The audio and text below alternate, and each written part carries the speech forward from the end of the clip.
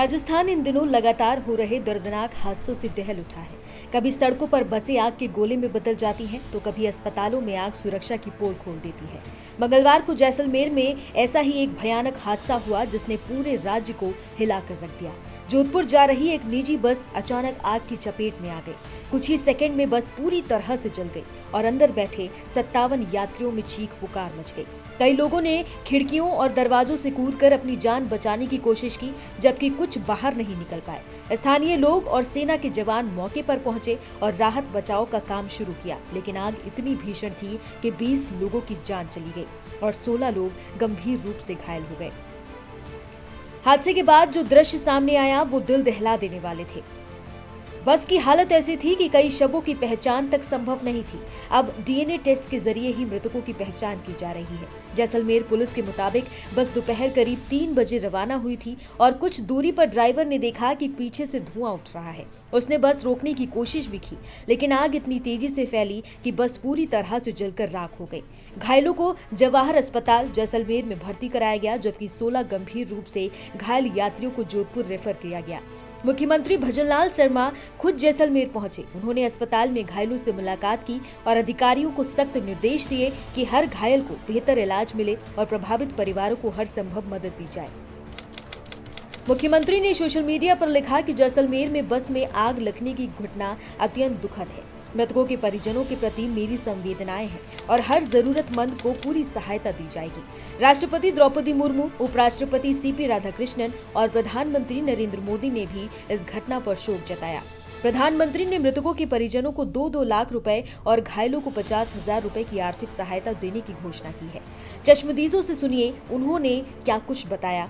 मैं खैयास से इधर जैसलमेर की ओर आ रहे थे कार में, और जब हमने धुआं उठते देखा तो यहाँ जैसे नज़दीक आए तो काफ़ी लोग ऐसे मतलब बुरी तरह घायल अवस्था में, जैसे उनकी पूरी तरह चमड़ी जली हुई और जगह जगह खून आ रहा था। और महिलाओं के इतनी मतलब हालत ख़राब थी, उनके सारे शरीर के कपड़े जले हुए थे। फिर ना तो कोई पुलिस आई ना कोई बात, और हम लोगों ने तो कुछ समय बाद एम्बुलेंस आई और एम्बुलेंस में हमने जो घायल अवस्था में थे उनको एम्बुलेंस में डाला। महिलाओं को हमारे मतलब लोगों से कपड़े मांग के उनको लपेट करके एम्बुलेंस में डाल करके भेजा। तब तक पुलिस नहीं आई और बाद में अब पुलिस ऐसे मतलब ये कर रही है। ये चलती बस में आग लगने की बात आई है, जिसमें कैजुअलिटी हुई है। लोग जो इंजर्ड थे उनको हॉस्पिटल भेज दिया गया है और कुछ लोगों की डेथ हुई है अंदर। अभी कुछ स्पष्ट नहीं कह सकते कि कितनी कैजुअलिटी हुई है, उसी में लगे हुए हैं। रेस्क्यू जारी है। अरे कंटिन्यू। जैसे ही 3:35 पे कॉल आता है, हमारी गाड़ी एग्जैक्ट 10 मिनट के अंदर पहुंच जाती है जहाँ फायर पॉइंट होता है, और जब गाड़ी हमारी पहुंचती है तो गाड़ी पूरी तरह से जल के राख हो चुकी है। दोस्तों के हमारे को तो सूचना मिली है कि क्योंकि वो बर्न की एक त्रासदी हुई है, उस त्रासदी में ज्यादातर लोग बर्न हुए हैं और उनमें से बहुत ज्यादा सीरियसली जो बर्न हुए हैं उनकी जो बॉडीज उन्होंने वहाँ रखी है और उनके लिए हम डीप फ्रीज की व्यवस्थाएं कर रहे हैं और वो हम पहुंचाने का प्रयास करेंगे कि आज रात में ही पहुंच जाए या सुबह तक पहुंच जाएगी, क्योंकि बड़े बड़े डीप फ्रीजेस हैं। और जो घायल हुए हैं, बर्न हुए, उनके हिसाब से हमने हमारे सर्जरी के डिपार्टमेंट, प्लास्टिक सर्जरी के डिपार्टमेंट और जो दूसरे डिपार्टमेंट है उनकी व्यवस्थाएं हमने कर ली है। हमें जैसे ही सूचना मिली, श्रीमान सीपी साहब ने आदेशित किया ग्रीन कॉरिडोर के लिए। ग्रीन कॉरिडोर पूरे कमिश्नरेट में है, आगे ग्रामीण क्षेत्र से भी ग्रीन कॉरिडोर बनाया हुआ है। एम्बुलेंसेज आ रही है और यहाँ सारी व्यवस्थाएं।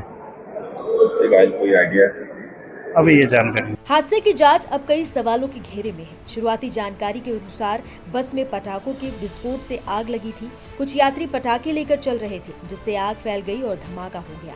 राजस्थान के मंत्री गजेंद्र सिंह खीमसर ने बताया कि उन्होंने अपने जीवन में ऐसा भयावह मंजर कभी नहीं देखा। एफएसएल टीम इस पूरे मामले की जांच कर रही है। जैसलमेर की ये त्रासदी राजस्थान में हाल ही में हुई कई घटनाओं में से एक है। कुछ ही दिनों पहले जयपुर अजमेर हाईवे पर गैस सिलेंडर से भरे ट्रक में धमाके हुए थे। वहीं जयपुर में मेथनॉल से भरा ट्रक पलटने से ड्राइवर जिंदा जल गया था। इन घटनाओं ने एक बार फिर ये सवाल खड़ा कर दिया है कि क्या राज्य में सुरक्षा इंतजाम सिर्फ कागजों पर सीमित है।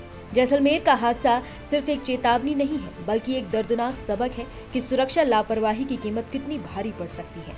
उन परिवारों के लिए ये दुख कभी नहीं मिटेगा जिन्होंने अपने अपनों को इस आग में खो दिया। अब जरूरत है कि सिस्टम हादसे के बाद बयान देने के बजाय उन्हें रोकने की जिम्मेदारी ले।